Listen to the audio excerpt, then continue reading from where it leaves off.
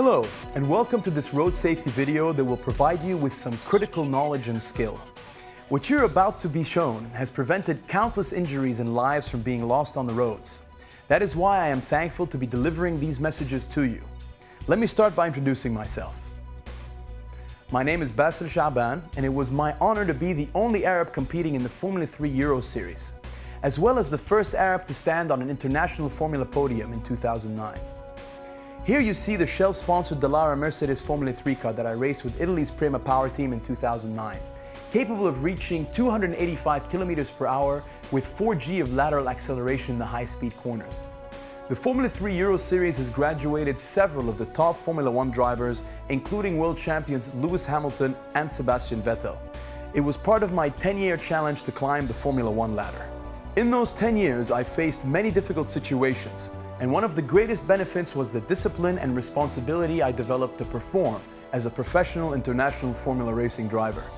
This discipline made me respect all the safety rules that have saved my life on and off the race circuit several times, and has played a key role in my successful career. It is this same discipline that saves people's lives on the public roads when basic rules are followed.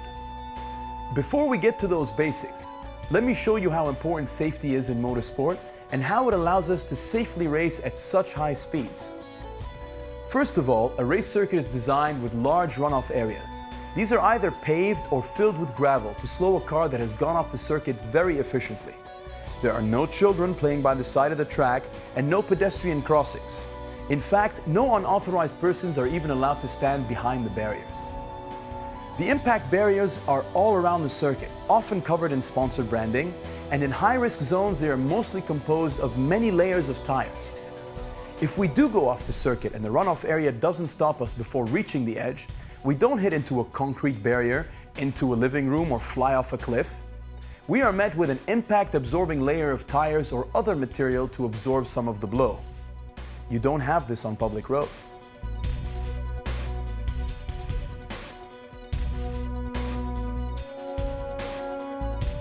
Secondly, there is an expert team of medical personnel at key positions around the circuit. Some of the medical team are positioned in rapid response medical vehicles, arriving at the scene of an accident in less than 1 minute, with road and helicopter ambulances to support them at the circuit's medical center. But our first line of defense is the highly trained team of safety marshals, who are positioned every 100 to 200 meters around the entire circuit. You can see them here wearing their high visibility overalls. While they are there to help us if we've had a problem or accident, to move a stopped car to a safe location, or to put out a fire on the car or circuit.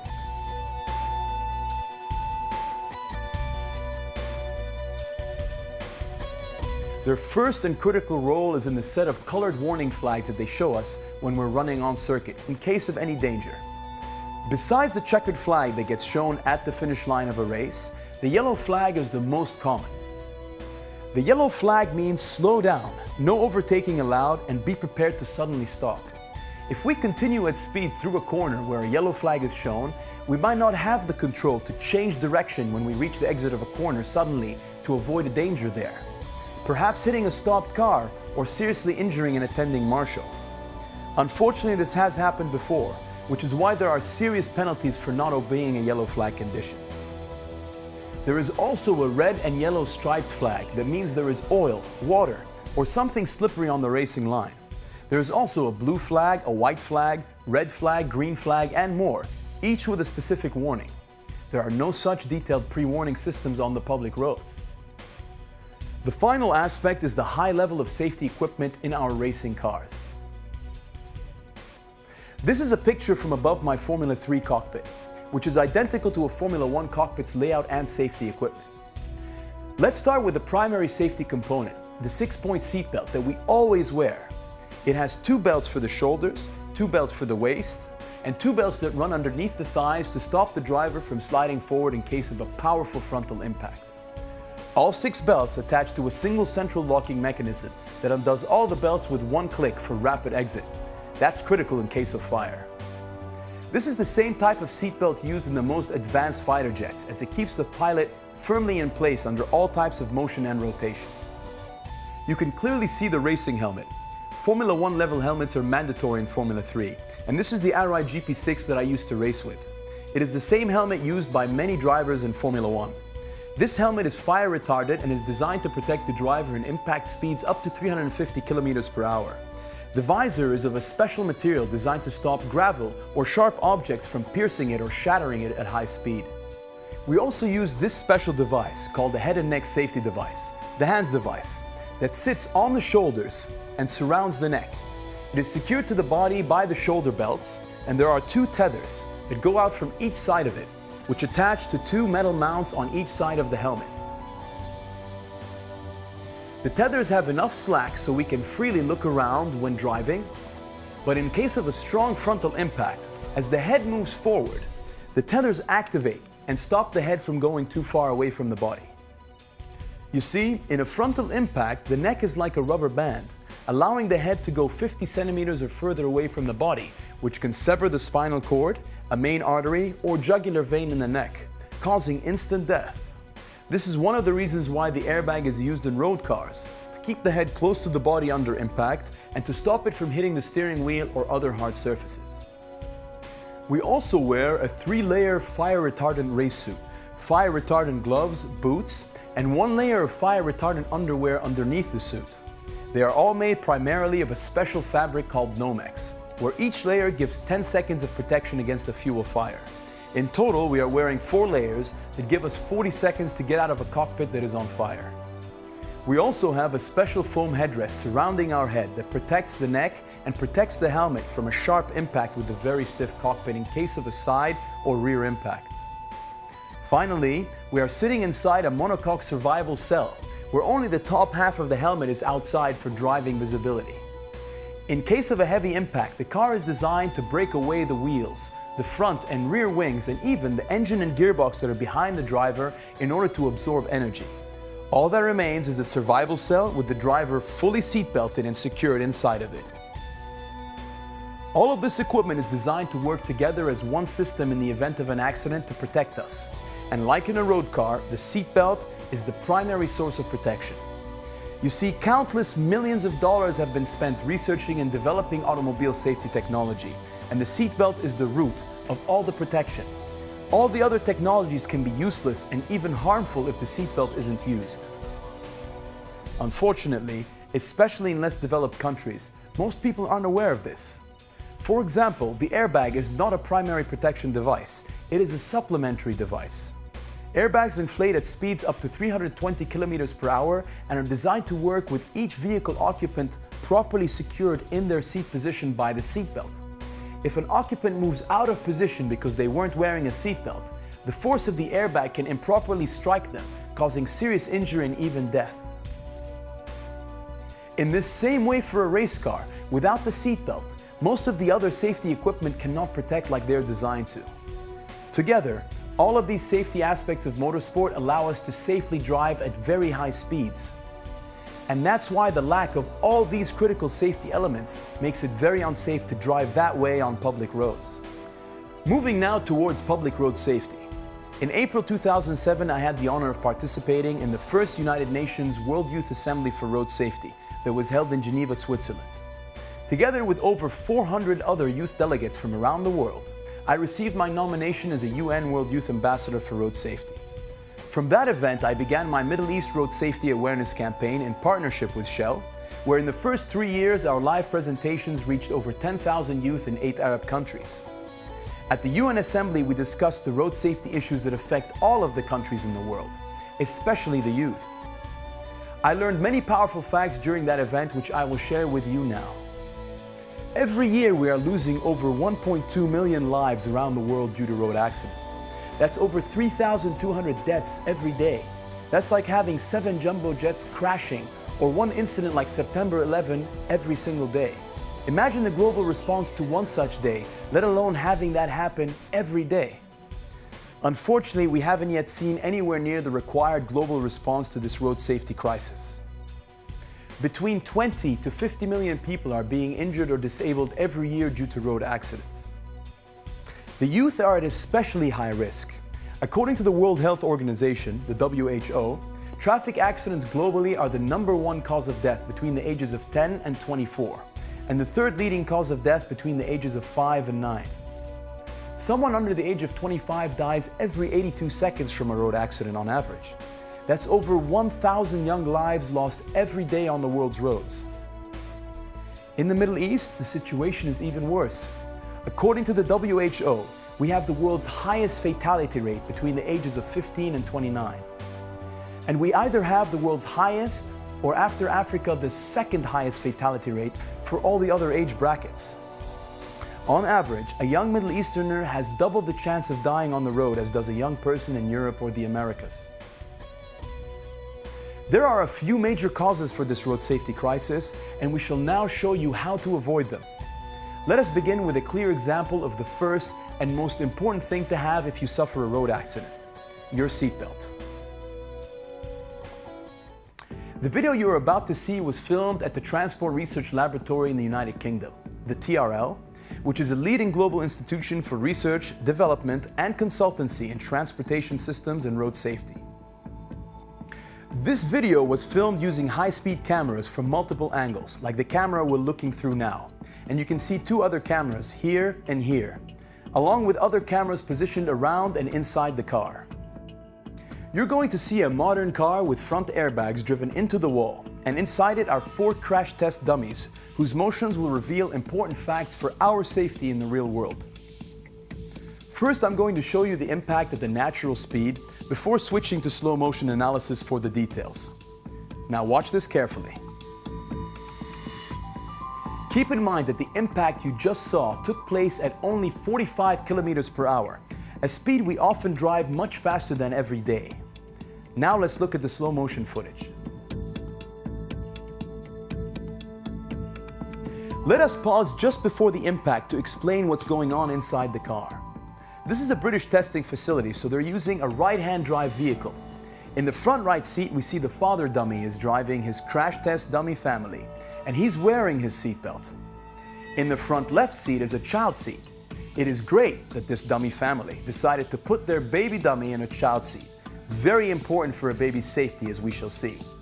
However, in this case, it was improperly placed, since it's a rearward-facing child seat put in the front seat of a car with airbags. See how the distance between the dashboard and the back of the child seat is only a few centimeters? Remember that the airbag opens at 320 kilometers per hour, so the impact between the airbag and the child seat in this way can cause serious and sometimes fatal injury to the head, neck, and back of the baby. You'll see in slow motion the effects of that impact. That is one of the reasons why the safest place for a child seat is in the rear seats.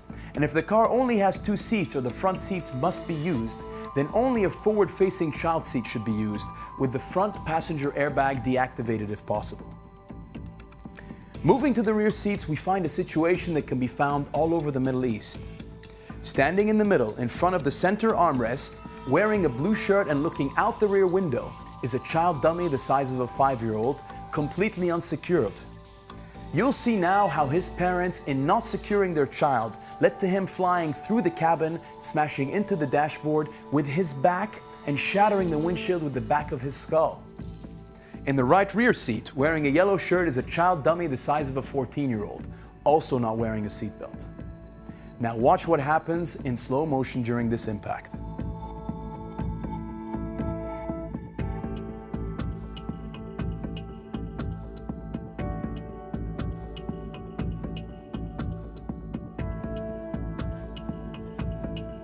I'm pausing here to show you how the father's hips are still perfectly in place in his seat. Why is that? Because he's wearing his seatbelt. With extra help from the airbag, the seatbelt has stopped him moving forward and is rebounding him safely back to his original seating position. At the same time, notice how his son behind, who was not wearing a seatbelt, is now a full meter forward of his original position and is still moving forward in the cabin at his initial 45 km/h speed. With the father rebounding back at around 15 kilometers per hour and the son moving forward at 45 kilometers per hour, if they make contact in the car, the speed of their bodily impact becomes 60 kilometers per hour. And don't be fooled that the front seat's head restraint can stop a fast-moving human body coming from the rear. If that 14-year-old weighs 60 kilograms and his head strikes another head in the car, that is an impact force equal to 3,000 kilograms or 3 metric tons at that speed. In such a case of heads colliding in an accident, both people suffer serious and often fatal head injuries. And keep in mind, anyone in a car that's not wearing their seatbelt can be subjected to intense forces by striking the dashboard, any of the interior columns or hard surfaces in the car, or being ejected to strike an external object. The unsecured child in blue that flew through the car struck the dashboard as if he was dropped from the third floor of a building.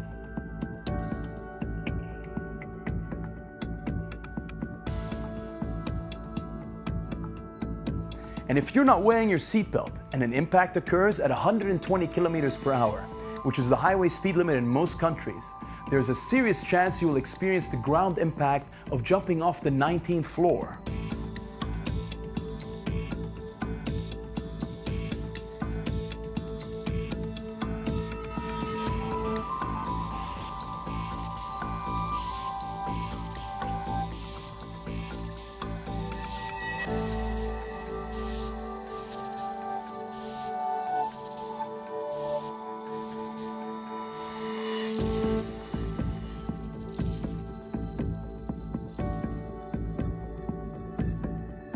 What we've just shown and discussed should be a very powerful motivation to always ensure that every person inside a moving vehicle is fully secured with a seatbelt.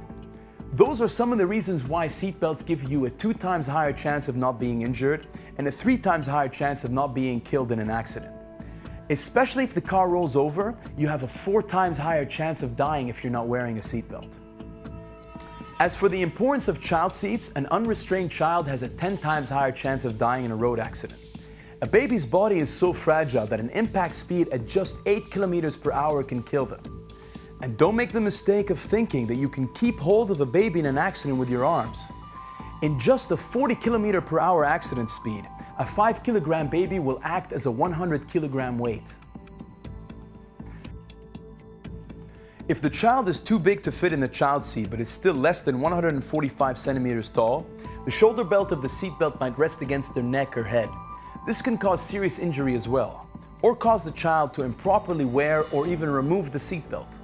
That is why a booster seat, or basically a stiff pillow, is to be placed for the child to sit on, raising them so that the lap belt remains in close contact across the hips, and the child's body is raised so the shoulder belt rests safely against the shoulder, giving them 2.5 times the protection of an improperly placed seatbelt alone.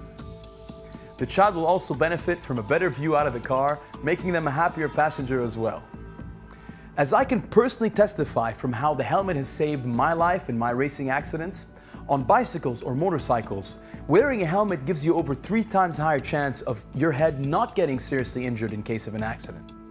Just think of all the curbstones, street signs, light poles, and other vehicles that can seriously impact your face and head if you fall off a bicycle or motorcycle while not wearing a helmet.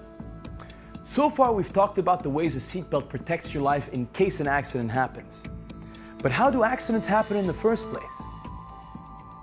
It has become clear that speeding over the posted limits or over the safe limits during hazardous road conditions is a major cause in over 50% of accidents and over 80% of fatal crashes globally. The reasons for that are a matter of simple physics. There is something called kinetic energy that every moving body possesses, which increases with the square of speed. So when a car's speed is doubled, it has 4 times the kinetic energy. Tripling the speed increases kinetic energy by 9 times. This energy in an impact causes the damage to the car, the occupants, and anything that is hit. It also increases braking distances where it takes 4 times the distance to stop from 120 kilometers per hour as it takes from 60 kilometers per hour, for example. Aerodynamics of cars also play a big role. Race cars produce downforce, their tires being pressed harder into the ground at higher speeds. But most road cars act like airplane wings and lift up at speed. The faster you go, the less contact there is between the tires and the ground. Some cars lose half of their tires' road contact at 160 kilometers per hour. These factors play a big role in why, on average, for each 1 kilometer per hour that you reduce the speed of the vehicle, you reduce the chance of having a fatal crash by 5%. As for pedestrians, in some countries, over 2/3 of road fatalities are pedestrians, and they comprise no less than 25% of fatalities in most countries. You can see by this graph how the probability of killing a pedestrian increases with higher speeds. At 30 kilometers per hour, there is only a 3% chance of killing someone if you strike them with your car. Notice how the probability increases exponentially from there due to the exponential increase in kinetic energy, such that by striking them at 60 kilometers per hour, there is a 90% chance of killing them. That is the main reason why in most residential areas, the highest speed limits found are usually 40 kilometers per hour. Young men in particular are the ones that tend to speed excessively. In fact, of the 1,000 plus young lives we will unfortunately lose in the next 24 hours due to road accidents around the world, on average, over 75% of them will be males. Now, it is especially the psychology of young adult males that causes them to drive in dangerous ways. This is a key point and one that I learned a lot from in my own experiences. At the early years of getting a driving license, we are transitioning from being teenagers to being adults. And we want to prove to ourselves and to others that we are very capable. Furthermore, we want to establish with our friends that we are strong and somehow invincible. I know the feeling of getting into a car with the thrill of speeding and the pressure from my friends in the car as well, especially with my reputation as a racing driver. I have often felt the urge to go wild on the roads, but it is exactly the ability to control one's urges and desires that separates a man from a boy. The ability to be responsible and disciplined, no matter what the pressure, is a key characteristic of a champion in any field. After all, it is well known that power means nothing without control. Another major cause of accidents is a lack of concentration. As many of us who have driven may have experienced, the traffic speed and conditions on the road can change very quickly, especially when there's a high traffic volume. So to lose awareness of the road for just 1 or 2 seconds can mean the difference between a safe journey and a major accident. One of the main causes of losing concentration nowadays is the mobile phone. Research has shown that using a mobile phone while driving gives you a 4 times higher chance of being involved in a collision. It is well known that the consumption of alcohol delays reaction time. It is less known that using a mobile phone while driving makes concentration worse than drunk driving at the world's highest legal intoxication limit. This diagram helps make the point clearer. If a car is traveling at 110 kilometers per hour and some dangerous situation develops ahead on the road, the average driver will take a minimum of 1 second to recognize the hazard and then remove their foot from the accelerator and start to apply strong braking. In this 1 second, the car will have covered 31 meters at that speed. So 31 meters would be the normal reaction distance. Research has shown that with the upper legal limit of alcohol in the blood, the driver is delayed by 4 meters on the normal reaction distance at 110 kilometers per hour. With the use of a hands-free mobile, where still the driver's mind is not fully concentrated on driving, the reaction distance is delayed by 8 meters. And when using a handheld phone, so that not only the driver's mind is distracted, but also their body is not physically primed to respond rapidly in the standard driving position, the reaction is delayed by 14 meters at 110 kilometers per hour, almost half of the normal reaction distance. As an example, remember what we discussed about pedestrian impacts, where 1 extra kilometer per hour can mean the difference between life and death. Now imagine if the hazard in this case is a fallen pedestrian. Every meter gained on the reaction distance can mean that crucial kilometer per hour, just slow enough not to kill them and not to permanently scar the driver's life as well. So keep in mind, anytime you or someone else decides to use their phone while driving, that they have made the choice to significantly decrease their ability to respond and save life in case of an emergency.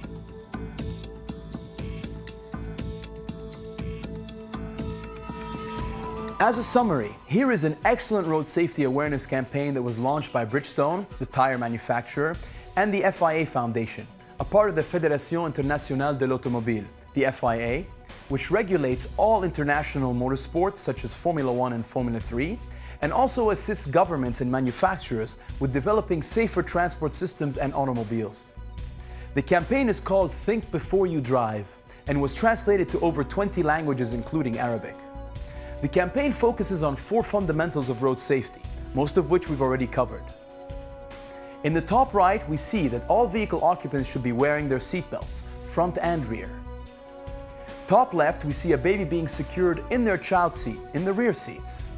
In the bottom left, we see that the driver should not only adjust their seat position for maximum external visibility, but to also make sure they are not too close to the steering wheel to prevent the chance of hitting the steering wheel in an accident with their head if the airbag fails to deploy, or if there are no airbags in the vehicle.